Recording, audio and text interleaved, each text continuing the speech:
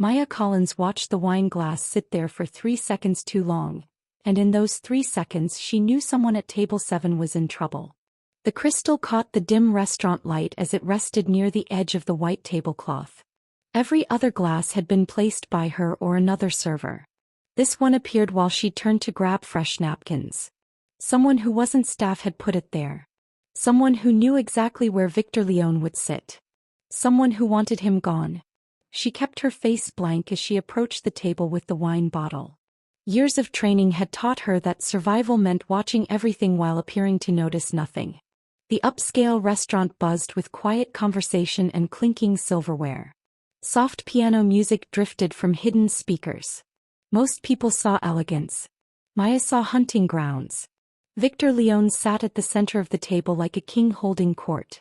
His black suit probably cost more than she made in 6 months. Dark hair swept back from a face that magazines would call handsome if they didn't know what those hands had done. He laughed at something one of his men said, the sound rich and unguarded. He felt safe here. He came every month, always the same table, always surrounded by the same faces. That comfort would get him ended tonight if she didn't act fast. Maya had been working at Luminaire for 8 months. She'd chosen the job specifically because it was busy enough to stay anonymous but upscale enough that customers ignored the staff. She poured wine, cleared plates, and collected tips. Nobody asked questions. Nobody looked too close. That was exactly what she needed after walking away from her old life. But old instincts don't die. They just wait. She'd spotted the first red flag when Victor's usual bodyguard called in sick that morning. The replacement looked competent enough, but he positioned himself wrong, leaving gaps in the sight lines. Then there was the way one of Victor's inner circle, Marcus, kept checking his watch. Not casual glances. Precise timing checks. And now this glass, placed with surgical precision where Victor's right hand would naturally reach. The pieces formed a picture she'd seen before in classified briefings and surveillance photos. This wasn't random violence. This was a calculated hit dressed up as an evening out. Maya moved between tables with practiced grace, the wine bottle balanced in one hand. Her heart hammered against her ribs, but her face showed nothing. She'd learned that skill in another life when staying calm meant staying alive. When she'd worked for people who made Victor Leone look like a Sunday school teacher. She approached table 7 with a pleasant smile that didn't reach her eyes. Victor's men barely glanced at her. To them she was furniture. Invisible. Forgettable. They had no idea she'd once coordinated security logistics for operations in 3 countries. They couldn't know she'd quit after watching an asset get torn apart because someone missed a detail just like the one she was seeing now. Gentlemen, shall I top off anyone's glass? Her voice came out smooth and professional. Victor turned to her, and for a fraction of a second their eyes met. His were dark brown, sharp with intelligence that most people underestimated. He looked at her the way most powerful men looked at servers, with polite disinterest. Then he glanced at his nearly empty glass. The poisoned one. Please, he said, already turning back to his conversation about shipping routes and container logistics. Maya's mind raced through options. If she warned him outright, whoever planted the poison would know their cover was blown. They might have a backup plan. They might panic and start shooting. Innocent people would die. But if she did nothing, Victor would drink, and based on the slight discoloration she'd noticed in the wine, he'd be dead before the ambulance arrived. She'd promised herself no more bloodshed. No more operations. No more playing God with other people's lives. But watching someone die when she could prevent it? That was a line she wouldn't cross. Maya reached for Victor's glass with her left hand while her right hand tilted the wine bottle toward the glass beside it. In one smooth motion she switched their positions, murmuring, "Apologies, sir. Condensation on the base."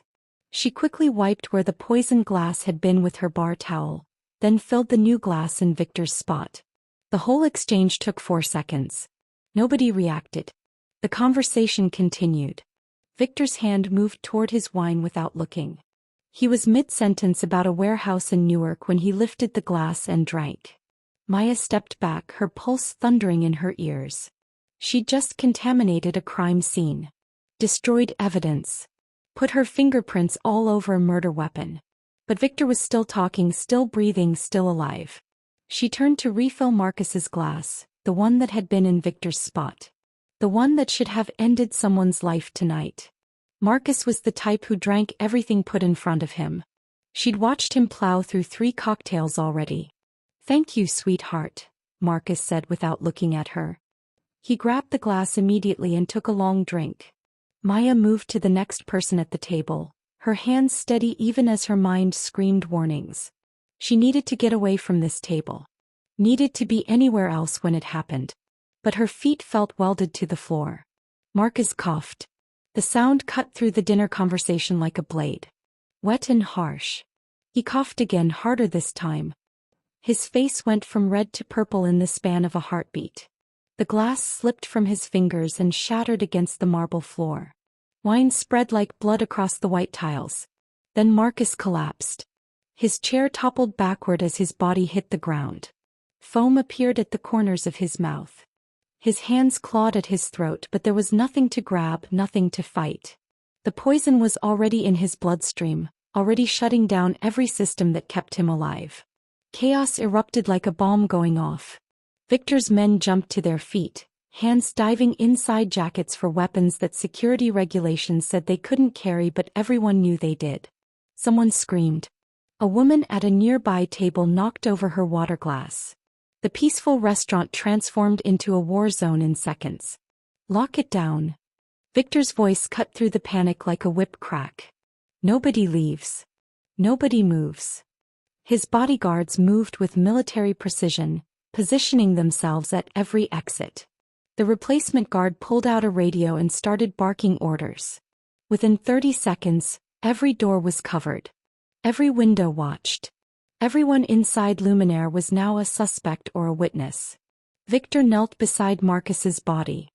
His face had gone cold and blank. All traces of the laughing dinner guest vanished. This was the man who'd built an empire on calculated violence. The man who'd survived 3 previous assassination attempts. The man who'd just watched someone die in his place. Maya stood frozen 5 feet away, the wine bottle still in her hand.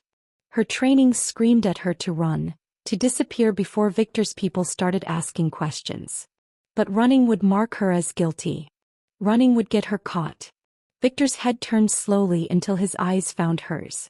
The look sent ice down her spine. He wasn't seeing a waitress anymore. He was seeing the last person who'd touched that table. The last person near Marcus before he died. And he was replaying every movement, every gesture, every second of the last 5 minutes. His eyes dropped to the shattered glass on the floor. Then to the glasses still on the table. Then back to Maya's face. She watched the realization hit him like a physical blow. His jaw tightened. His eyes widened just a fraction. He looked at where he was sitting, then at where Marcus had been, then at the 2 wine glasses that should have been reversed. The restaurant had gone silent except for sirens growing louder outside. Red and blue lights began painting the walls through the front windows. Police and ambulances responding to the emergency call. Victor stood slowly, his movements controlled and deliberate. He walked toward Maya with the calm of a predator who'd already won. His men shifted, ready to grab her if she bolted. But Maya didn't run. She met his eyes and gave the smallest nod. Just a tiny dip of her chin that said, "Yes, you're right, you understand what happened." Victor stopped 3 feet away. Close enough that she could see gold flecks in his brown eyes. Close enough that she could smell his expensive cologne mixed with wine and fierce sweat. "You," he said quietly. Just that one word. "The glass was wrong," Maya whispered back. "Someone put it there while I wasn't looking. You would have reached for it by instinct. Why didn't you say something? Because whoever did this needed to think it worked. If I'd caused a scene, if I'd warned you out loud, they would have known their plan failed. They might have had backup. People could have started shooting." She glanced around at the crowded restaurant. Innocent people. Victor studied her face like he was reading a book written in a language only he understood. "Who are you?" "Nobody," Maya said. "Just a waitress. Nobody isn't trained to spot poison. Nobody doesn't recognize an assassination setup." Before Maya could answer, the police burst through the front doors. Detectives and uniformed officers flooded the space, shouting commands and securing the scene. Someone grabbed Maya's arm and pulled her away from Victor. Questions came rapid fire from all directions. Names and addresses and what did you see and when did you notice and 1,000 other demands for information. Maya gave them the basics. Her name. Her job. The fact that she'd been serving table 7 when Marcus collapsed. She said nothing about the glass switch. Nothing about the poison. Nothing that would make her anything more than a witness who got unlucky. But across the restaurant, past the barriers of police and bodyguards, Victor's eyes never left her face. The next 6 hours passed in a blur of police stations and interview rooms. Maya repeated her story until it felt like a script. Yes, she'd been working all night. No, she hadn't noticed anything unusual. Yes, she'd served table 7. No, she didn't know any of the men personally. The detective seemed satisfied. She was just another restaurant worker caught in the wrong place at the wrong time. They let her go at 4 in the morning with instructions not to leave town. Maya walked out into the pre-dawn darkness and found Victor Leone leaning against a black car across the street. He ditched the jacket and tie. His white shirt had spots of wine on it from kneeling beside Marcus. He looked tired in a way that expensive suits usually hid. Human in a way that reputation usually buried. "Get in," he said. Not a request. Maya's instincts screamed danger. Every survival skill she'd ever learned said walk away, disappear, never look back. But she'd already made her choice when she switched that glass. Already pulled herself out of the shadows and into his world. She crossed the street and got in the car. They drove in silence through empty streets. The city looked different at this hour, stripped of its daytime mask. Raw and honest and a little bit dangerous. Like the man sitting beside her. Victor finally spoke when they'd put several miles between them and the police station. Marcus had been with me for 12 years. I trusted him with everything. My business. My family. My life. He was the one timing the hit, Maya said quietly. He kept checking his watch. Making sure everything stayed on schedule. Victor's hands tightened on the steering wheel. I know. I had my people check his phone records while you were being questioned. He'd been in contact with the Kozlov family for 3 months. They paid him $500,000 to make sure I drank from that glass. He didn't know I'd switched them. Nobody did. Victor glanced at her. You still haven't told me who you are. Maya watched streetlights slide past the window. I used to work in private security logistics. High-level stuff. Corporate protection, asset management, threat assessment. I was good at it. Really good. Then a job went wrong. Someone I was supposed to protect died because another operative missed a detail. One small thing that seemed like nothing until it was everything. So you quit. I walked away from that whole world. Found a quiet job where nobody asks questions. Where I could just be invisible and normal and far away from people dying. Didn't work out so well tonight. Maya almost smiled. No. I guess old habits don't really die. They just wait for the right moment to remind you who you used to be. The car pulled up outside a building that looked like it cost more than her entire neighborhood. Victor killed the engine but didn't move to get out. The Kozlovs won't stop, he said. Marcus was just their first attempt. They'll send others. Better ones. More careful ones. That's your world, not mine. You made it your world when you saved my life. Victor turned to face her fully. I want to offer you money. Protection. A position in my organization. Whatever you need. Maya shook her head before he finished. I don't want any of that. Then what do you want? She looked at him directly and for the first time that night she let him see past the waitress mask. Let him see the operator who'd coordinated missions across continents. The woman who'd once been very, very good at the same kind of work his people did. Never let arrogance blind you again, she said. You got comfortable. Predictable. You came to the same restaurant at the same time with the same people. You let yourself believe that power made you untouchable. That's what almost got you ended tonight. Not the Kozlovs. Not Marcus. Your own certainty that nobody would dare. The words hung between them like a challenge. Most people didn't talk to Victor Leone this way. Most people who did ended up in rivers. But Victor just nodded slowly. You're right. I know I'm right. That's why I could spot what was happening. Because I've seen it before. I've watched powerful people die because they forgot that death doesn't care about reputation or money or how many men you have standing guard. And you think I'll remember that? I think you'll remember Marcus drinking from your glass. I think you'll remember how close you came. And I think that memory will keep you sharper than any amount of money could buy. Maya reached for the door handle. I have to get some sleep before my shift tomorrow. Still have bills to pay. You're going back to the restaurant? Where else would I go? Victor studied her like she was a puzzle he couldn't quite solve. You're not afraid of me. Should I be? Most people are. Most people didn't just save your life. Maya opened the door and stepped out into the cool morning air. She leaned down to look at him one more time. Besides, fear is what gets people in trouble. Fear makes you paranoid or reckless or both. I'm neither. She closed the door and walked away without looking back. She felt his eyes on her until she turned the corner. The next 3 weeks passed in strange normalcy. Maya worked her shifts at Luminaire. The restaurant reopened after a thorough investigation. New security measures went into place. Stricter rules about who could access the dining room. Background checks for all staff. But life moved forward the way it always did, absorbing tragedy and carrying on. She heard things. Whispers in the kitchen. News reports. The Kozlov family's operation crumbled from the inside out. Key members disappeared. Businesses shuttered. Money dried up. Victor Leone was making it very clear what happened to people who moved against him. But he never came back to the restaurant. Until he did. Maya was refilling sugar containers near the front when the door opened on a quiet Tuesday afternoon. The lunch rush had ended.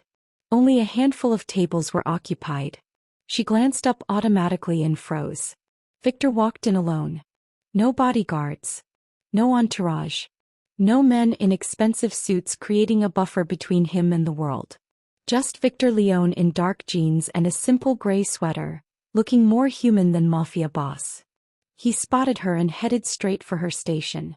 Maya set down the sugar container carefully. Her hand stayed steady even though her heart rate picked up. She hadn't expected to see him again. Had convinced herself their night together was a closed chapter. Table for one?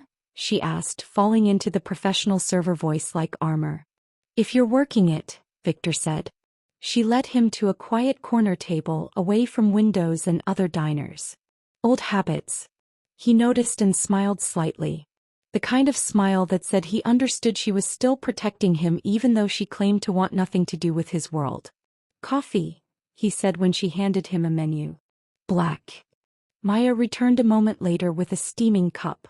She set it down and started to turn away, but Victor's hand caught her wrist. Not rough. Not threatening. Just enough contact to make her stop. Sit with me, he said quietly. Please. She shouldn't. Management frowned on servers socializing with customers.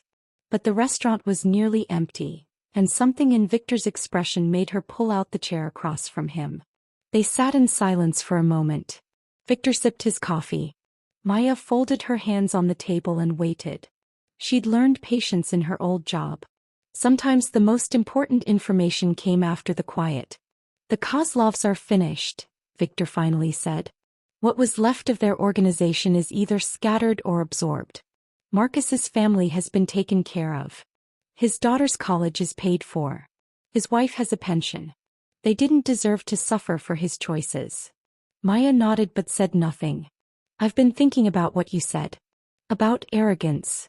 About getting comfortable. Victor turned his coffee cup slowly on its saucer. You were right. I'd fallen into patterns. Trusted people I shouldn't have. Believed that my reputation would keep me safe. And now I'm more careful. I change my routines. I watch for the details that don't fit. I remember that death doesn't care who I am or what I've built. He looked up at her. I remember that sometimes the person who saves your life is the one you never saw coming. Maya felt something shift in her chest. A wall she'd built carefully over 8 months developing tiny cracks. Why did you come back here? Because I wanted to see if you were real. If that night actually happened the way I remembered it. Or if I'd built you up in my head into something you weren't.